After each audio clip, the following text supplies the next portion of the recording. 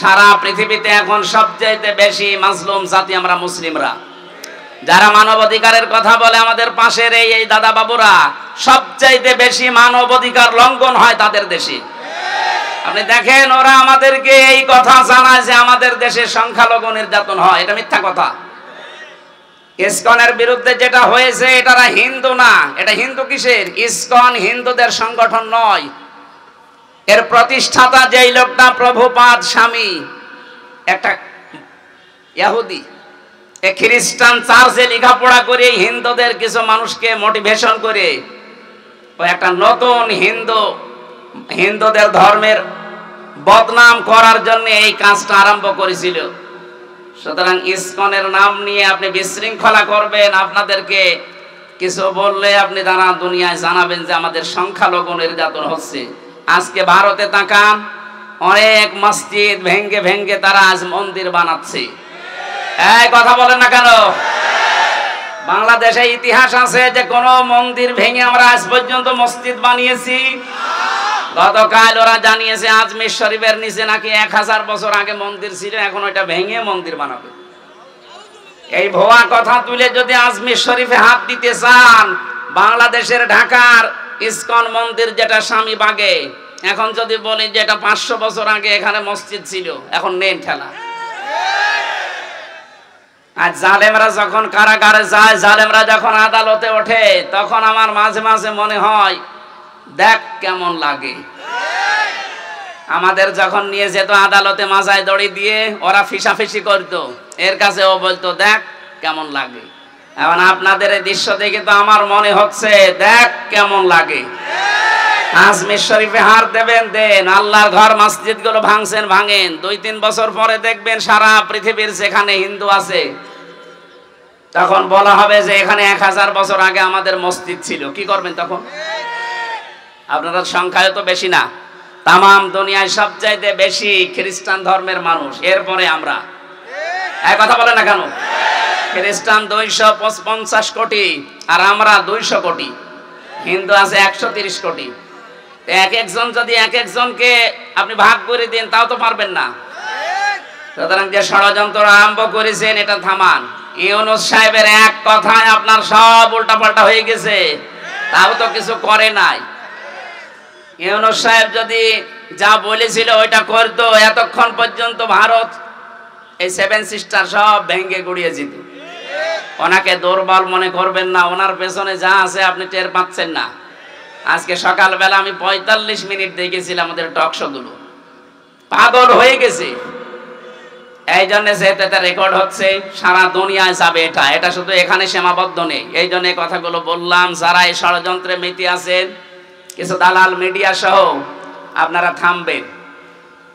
এই হাওয়া দিয়ে উস্কানি দিয়ে মানুষদেরকে বিপদে ফেলে দিয়েন না। হাজারো মানুষ কিন্তু জীবন হারাবে এই উস্কানিতে পা দিলে। আমরা এরকম কোন উস্কানিতে, ফেসবুকের কোন উস্কানিতে পা দেব না ইনশাআল্লাহ। আমরা যেন জালেম না হই, মাজলুম থাকি। আল্লাহ আমাদেরকে মাজলুম বানান, জালেম না বানান। বলেন আমিন। দরুদ আর সালাম পাঠ করার মাধ্যমে আমরা আরম্ভ করছি। সূরা নাহাল 112 নম্বর আয়াতটা পড়েছি। বাংলাদেশের সাথে আয়াতটা মিলিয়ে আমি একেবারে খাপের খাপ এই জায়গায় মিলাবো, তারপরে যাব। আল্লাহ পাক বলেন, দরাবাল্লাহু মাসালান ক্বরিয়াতান কানাত আমিনাতাম মুতমাইন্না। আমি একটা গ্রামের উদাহরণ দিচ্ছি তোমাদের সামনে। কে বলছেন? আল্লাহ বলেন একটা গ্রামের উদাহরণ তোমাদের সামনে দিলাম। কি ছিল সেই গ্রামে? 2টা কথা আয়াতে আল্লাহ দিলেন। কানাত আমিনাতাম মুতমাইন্না। 1 নম্বরে সেই গ্রাম ছিল নিরাপদ, 2 নম্বরে ছিল নিশ্চিন্ত। এমন একটা গ্রামের কথা আল্লাহ কোরআনে কারিমে আয়াতে আমাদেরকে শোনাচ্ছেন যে গ্রামের বৈশিষ্ট্য পেলাম কয়টা? আরো জোরে। 1 নম্বরে গ্রামটা নিরাপদ ছিল, 2 নম্বরে গ্রামটা ছিল নিশ্চিন্ত। 1947-এর আগে আমার মনে হয় বাংলাদেশ এরকম একটা বিষয় পার করেছে। কথা বোঝেন? এই দেশটাও ঠিক নিরাপদ এবং নিশ্চিন্তে আমরা বাস করতাম। হঠাৎ করে এই দাদাদের ষড়যন্ত্র মতো দুই পাকিস্তানকে ওরা আলাদা করে দিল, নিজেরা আলাদা হয়ে আমরা দুইটাকে এক করে আমাদের আলাদা করে দিল। এরপরে তো আমাদের নিরাপদ এবং নিশ্চিন্ত জীবন উঠে গেছে, সব চাইতে বেশি উঠে গেছে। এর পরের শব্দে দেখেন, ইয়াতিহা রিজকুহা রাগাদাম মিন কুল্লি মাকান। 1947-এর আগ পর্যন্ত, যদিও এটা বাংলাদেশ সম্পর্কে না, এটা কাবা শরীফ নিয়ে আল্লাহ জানিয়েছেন মক্কা। তাফসিরে ইবনে কাসিরের ভেতরে মক্কা এই শব্দটা দেওয়া আছে। মক্কা তো এত নিরাপদ ছিল, তামাম দুনিয়ার ভেতরে ওই সময় এত নিশ্চিন্ত ছিল, বাইরের মানুষগুলো এখানে এসে নিরাপদ এবং নিশ্চিন্তে বাস করত। তামাম দুনিয়ায় 257টা রাষ্ট্র। 1947 সালের আগ পর্যন্ত আমি ইতিহাস যা পড়েছি, যারা মুরব্বী আছে জিজ্ঞেস করবেন, এই দেশেও নিরাপদ এবং নিশ্চিন্তে বাস করা যেত। ষড়যন্ত্র করে আমাদেরকে এমন একটা অবস্থায় দুইটা জিনিস ওরা তুলে দিয়েছে, আজ আর নিরাপত্তা নেই, আমরা নিরাপদ না। 2 নম্বরে আমরা নিশ্চিন্তে বাসও করতে পারি না। আমাদের কাছে রিজিক, উপকরণ, জীবন উপকরণ যেগুলো আল্লাহ বিভিন্ন জায়গা থেকে পাঠাতেন, বিশ্বের বিভিন্ন জায়গা থেকে আমাদের রিজিকের ব্যবস্থা হতো, কারণ ওই সময়ের মানুষের ঈমান আর এই 2024 সালের ঈমান এক না। এই কথা বলে না কেন? ওই সময় আপনি ইতিহাস পড়েন, বাংলাদেশের ফজরের নামাজের পরে অনেকেই বাড়িতে কোরআন শরীফ তেলাওয়াত করে এরপরে কাজে কামে হাত দিত। কোরআন পড়লেই না, তারা কোরআনে কারিম বোঝার চেষ্টায় ছিল, যা পড়তো ওটা প্র্যাকটিক্যাল লাইফে মিলাতো। 24 সালে এসে এখন আর ওইটা নেই, সকালবেলা শুরু হয় অনেকের বাড়িতে গান দিয়ে। কথা বলেন না কেন? আমরা আবার ওই পুরনো ঐতিহ্যে ফিরে যেতে চাই। ফজরের নামাজ অন্তত জামাতে পড়ার পরে নারী পুরুষ বাড়িতে হোক, সেখানে হোক, আল্লাহর কোরআন দিয়ে দিন শুরু হবে। কারা কারা এটা মেনে নিতে পারেন দেখি তো? লিল্লাহে তাকবীর। এই হাত তোলেনি কে দেখেন তো? আলহামদুলিল্লাহ। থাক, এই মাহফিল সাকসেস হবে যদি সকাল থেকে আমল শুরু হয়। আর এটা করার জন্য আপনারা এই মাদ্রাসা প্রতিষ্ঠা, এখানে কোরআন শেখানো হয় না। সুতরাং আমি আশা করব ছেলেদেরকে মেয়েদেরকে অভ্যাস গড়ে তুলতে হলে এরকম জায়গায় দেবেন, এখান থেকে আল্লাহর কোরআন জানবে, বুঝবে, পড়বে, সকালবেলা থেকে আমল শুরু করবে। তাহলে আপনার পরিবারে, সমাজে, রাষ্ট্রে একটা নিরাপদ এবং নিশ্চিন্তে বসবাসের গ্যারান্টি আমার আল্লাহ আপনাকে দিয়ে দেবেন। কারণ নিরাপত্তা এবং নিশ্চিন্ত শহর বানাতে পারেন কে? কোরআনে কারিমে আল্লাহ জানিয়েছেন, ওয়ামান দাখালাহু কানা আমিনা। এই ভালো করে খেয়াল করেন, ওয়ামান দাখালাহু কানা আমিনা। আল্লাহ পাক বলেন, এই যে কাবা শরীফ যেটা, এখানে আসলেই সে নিরাপদ। এখানে আসলে কি কেন? কারণ এই জায়গাটা কন্ট্রোল করছে আল্লাহ ফেরেশতাদেরকে দিয়ে। এই পৃথিবীতে একটাই জায়গা যেখানে তাকিয়ে থাকলে সওয়াব পাওয়া যায়, কাবা শরীফ। যতক্ষণ তাকিয়ে থাকবেন সগীরা গুনাহগুলো আল্লাহ সরিয়ে দেবে, আর একটা একটা করে নেকি লিখতে থাকবে। এখানে এরিয়ার ভেতরে কেউ প্রবেশ করলে সে নিরাপদ পেয়ে যায়, নিরাপত্তা পেয়ে যায়। এটা দেন কে? আরো জোরে বলেন। বাংলাদেশ তো আর কাবা শরীফ না। এই কথা বলেন না কেন? 6000 কিলোমিটার দূর আমরা কাবা থেকে। ওখানে গেলে যেহেতু নিরাপত্তা পাওয়া যায়, স্বস্তি পাওয়া যায়, শান্তি পাওয়া যায়, ভয় দূর হয়ে যায়। তাহলে আমাদের এই 56,000 বর্গ মাইল যদি আমরা নিরাপত্তা দিতে চাই, আল্লাহর কোনো ঔষধ নেই। সূরা আনআম 82 নম্বর আয়াত ভালো করে বাড়িতে মিলাবেন। আল্লাহ পাক বলেন, আল্লাযীনা আমানু ওয়া লাম ইয়ালবিসু ঈমানাহুম বিযুলমিন উলাইকা লাহুমুল আমনু ওয়া হুম মুহতাদুন। বলেন আল্লাহু আকবার। আল্লাহ বলেন, যারা ঈমান আনে আর ঈমানের সাথে কোন মানুষ যদি তাদের শিরককে মিশ্রণ না করে, আমি আল্লাহ এই মানুষগুলো, উলাইকা, যারা এখানে আলেম আছে, উলাইকা দিয়েছেন আল্লাহ যেন এভাবে ইশারা দিয়ে জানিয়েছেন, উলাইকা এই মহেশপুরের জলিলপুরের এলাকার এই মানুষগুলো লাহুমুল আমন, এদের জন্য নিরাপত্তা। তাহলে আমরা যদি বাংলাদেশের ৫৬,০০০ বর্গ মাইলকে শান্তি, স্বস্তি, নিরাপত্তা দিয়ে ঢেকে রাখতে চাই, এ দেশ থেকে জুলুম আর শিরিক বিদায় করা লাগবে। কথা বলেন না কেন? এদেশে জুলুম আছে না নেই? শিরিক আছে না নেই? সব চাইতে বড় শিরিক আমার আল্লাহর সাথে এখনো অনেকে করছেন, নাকি এটা বলবো না? আমি আগে আয়াতটা বলি, তারপরে আমার গাড়ি আর দোষ আসবে না। এটা আয়াত নাম্বার 65 নাম্বার আয়াত, এটা সূরা জুমারের। আগে আয়াতটার দলিল বলি বাণিজ্যে আপনি মেলাবেন, তারপরে আপনার নিজের উপরে দোষ ফেলবেন, আমার উপরে না। ওয়ালাকাদ উহিয়া ইলাইকা ওয়া ইলাল্লাযীনা মিন ক্বাবলিকা লাইন আশরাকতা লা ইয়াহবাতান্না আমালুকা ওয়া লা তাকুনান্না মিনাল খাসিরিন। আল্লাহ পাক বলেন, অবশ্যই হে নবী আপনার প্রতি আমি ওহী করলাম, আপনার প্রতি আমি ওহী করলাম। এইটা আপনার পূর্বে যারা দুনিয়ায় এসেছিল তাদের প্রতি আমি একই ওহী করেছিলাম। দুনিয়াতে যাই করেন না কেন, লাইন আশরাকতা, আপনিও যদি শিরিক করেন, কে বলছে? কাকে বলছেন? এই ভালো করে শুনেন, এটা কে বলছেন বলেন তো? কাকে বলছেন? রাসূলুল্লাহ। কাকে?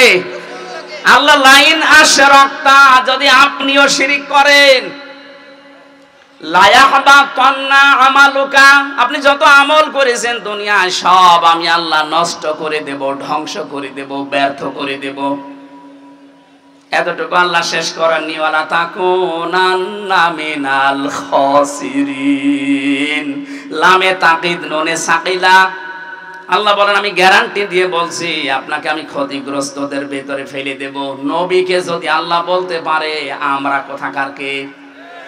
এবার আসেন একটা আমাদের দিকে নিয়ে যায়, এক কথায় জবাব দিচ্ছি। এই এদিকে তাকান, আল্লাহ যেটা পারে ওইটা অন্য কেউ পারে, এই বিশ্বাস করার নাম শিরিক। বিশ্বাস করার নাম, আরো জোরে, শিরিক যে করে সে মুশরিক। কথা বলে না কেন? ইন্নাহু মাইয়ুশরিক বিল্লাহ, যে ব্যক্তি শিরিক করবে, ফাকাদ হারামাল্লাহ, তার জন্য আল্লাহ হারাম করে দিয়েছেন আলাইহিল জান্নাহ, জান্নাতকে, মাওয়াহুন নার, তার স্থান একটা জায়গা আছে, তার নাম আগুন। তার নাম কি?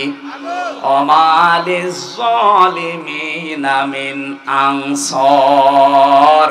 আল্লাহ বলেন, জালেমদেরকে কেউ সাহায্য করছে না, করবে না। বলেন নাউজুবিল্লাহ। এবার আমরা কি নিতে পারি এখান থেকে? আল্লাহ যেটা পারে ওইটা অন্য কেউ পারে, বিশ্বাস করার নাম শিরিক। শিরিক যারা করে তারা, এইবার জোরে বলেন, এ দেশ চালাতে পারে আল্লাহর আইন দিয়ে। আল্লাহ জানিয়েছেন, আলা লাহুল খালক ওয়াল আমরু, আমি বানিয়েছি এই পৃথিবী, আমার আইন এখানে চলবে। সুতরাং আল্লাহর আইন বাদ দিয়ে মানুষের তৈরি করা আইন যারা প্রতিষ্ঠার জন্য দল করেন, আন্দোলন করেন, মিছিল মিটিং করেন, আপনি শিরিক করছেন। শিরিক করলে আপনি মুশরিক। মুশরিকের জন্য জান্নাত, জাহান্নাম। জাহান্নাম হারাম বলছেন তো?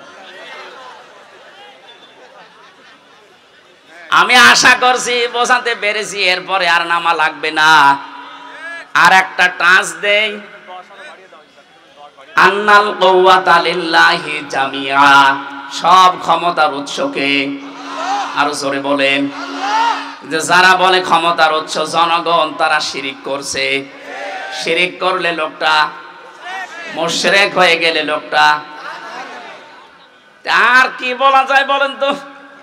এরপরেও যদি কোনো মানুষ শিরিক না ছাড়ে, কিয়ামত পর্যন্ত আপনি চেষ্টা করলে এ দেশকে নিরাপত্তা দিতে পারবেন না।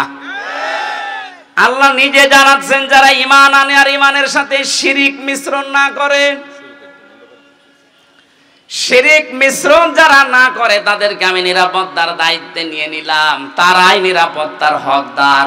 সুতরাং যত ষড়যন্ত্র বাইরের দেশ থেকে চলছে, যারা করাচ্ছে, এই সবগুলো থেকে মুক্ত হওয়ার জন্য এখন এদের শিরিক মুক্ত করা লাগবে। নিজেরা শিরিক করব না, কেউ করলে করতে দেব না, বলেন। বিশেষ করে আমরা ৯৬% মুসলমানেরা, অন্য জাতি যারা আছে 4% তারা করে গা, ওদের দ্বারা কিছু হবে না। তা আমরা মুসলমান হয়ে যদি আমরা শিরিক করি, এ দেশ আল্লাহ অস্থিতিশীল বানিয়ে দেবে। কথা বলেন ঠিক কিনা? আল্লাহ পাক বলেন আমি রিজিক পাঠাতাম বিভিন্ন জায়গা থেকে তাদের কাছে, কিন্তু তারা সব চাইতে বড় নাফরমানি করেছিল। ফাকাফারাতে বিআনউমিল্লাহ, আমি আল্লাহর নিয়ামতকে তারা ঢেকে ফেলেছিল, গোপন করেছিল। এবার আপনি এই 53 বছর মিলান, সূরা ইব্রাহিমের ভেতরে আছে। আল্লাহ রাব্বুল আলামিন বলেন আলাম তারো ইলাল্লাযিনা বাদদালু নি'মাতাল্লাহি কুফরা ওয়া আহাল্লু কওমাহুম দারাল বাওয়ার জাহান্নামা ইয়াসলাউনাহা ওয়া বিইসাল করার। নবী আপনি কি ওদের দিকে দেখেননি যে মানুষগুলো আল্লাহর নিয়ামতকে বদল করে ফেলেছিল, পাল্টিয়ে ফেলেছিল? এদেশে আল্লাহর নিয়ামত এই, আমি একটা একটা করে প্রায় 500টা বলতে পারবো। এখন একটা বলছি, পর্দায় থাকা মেয়েদের জন্য এটা নিয়ামত কিনা বলেন তো, বলেন বলেন। মানুষ আমরা যত খারাপ হই, পর্দাওয়ালা মেয়ে লোক দেখলে হয় আপা, নাই খালা, নাই মা বলে ডাকে। কথা বলে না কেন? বেপর্দা মেয়ে লোক দেখলে আগেই ডাকবে ভাবি। এটা আপনাকে আল্লাহ নিরাপত্তার চাদর থেকে বের করে দেবে। আল্লাহর এই নিয়ামত গাছ পাল্টাতে অনেকে পর্দার বিরুদ্ধে পর্যন্ত ফতোয়া দেয়, নিজে তো পর্দা করেই না, আরো পর্দা যেন না থাকে সেই ব্যবস্থা করার চেষ্টা চলছিল। আল্লাহ আমাদের হাতে ধরে বাঁচিয়েছেন। কথা বলেন ঠিক কিনা? আল্লাহর যত নিয়ামত, তার ভেতরে 2 নম্বরের নিয়ামতের নাম রাসূলুল্লাহ। সূরা আলে ইমরানের 164 নম্বর আয়াতে দলিলটা আছে, লাকাদ মান্নাল্লাহু আলাল মুমিনিন। আল্লাহ পাক বলেন অবশ্যই মুমিনদের উপরে আমার যত দয়া, বদন, অনুগ্রহ, তার 1 নম্বরে আমি একজন রাসূল পাঠিয়েছি। ওই জামানায় তারা আল্লাহর নিয়ামতকে ঢেকে ফেলেছিল, রাসূলুল্লাহকে পর্যন্ত দেশ থেকে তাড়িয়ে দিয়েছিল। কথা বলেন ঠিক কিনা? এখন প্রশ্ন আসতে পারে সে 1500 বছর আগের কথা, এখন রাসূলুল্লাহকে তাড়িয়ে দেয় না মানে? রাসূলুল্লাহ এখন নেই, কিন্তু তার আদর্শ আছে না নেই? এই কথা বলেন না কেন? আদর্শগুলো যারা আজ বিদায় করে দিতে চায়, এ দরবেশ রাসূলুল্লাহর আদর্শকে বিদায় করতে গিয়ে নিজে দাড়ি কেটে নম হয়েছিল।